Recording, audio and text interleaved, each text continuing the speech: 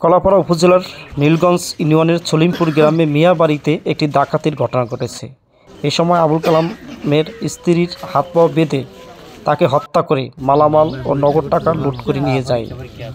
এরপর থেকে এলাকায় একটি আতঙ্ক ছড়িয়ে পড়ে।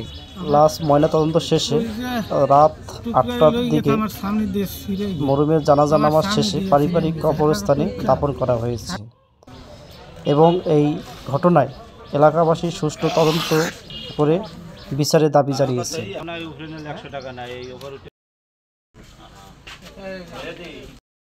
আইন শৃঙ্খলা মোটামুটি ভালোই ছিল, কিন্তু এই নীলগঞ্জ ইউনিয়নে এর আগেও একবার ডাকাতি হয়েছে। বহিরাগতরা এই ডাকাতিগুলো করছে। আমরা ডাকাতির খবর শুনে সাথে সাথে আমরা আমাদের সিনিয়র নেতৃবৃন্দ সহ আমরা চলে এসেছি এবং আমরা দেখলাম এটা দুর্ভাগ্যজনক। আর এটা বাহির থেকে আসলো আমার মনে হয় স্থানীয় কোনো লোকের ইন্ধন ছাড়া এভাবে করতে পারে বলে আমার মনে হয় না। তবে মহিলা একা ছিল, কোনো আঘাত শরীরে আছে কিনা জানি না, পুলিশ ইনভেস্টিগেশন করতেছে।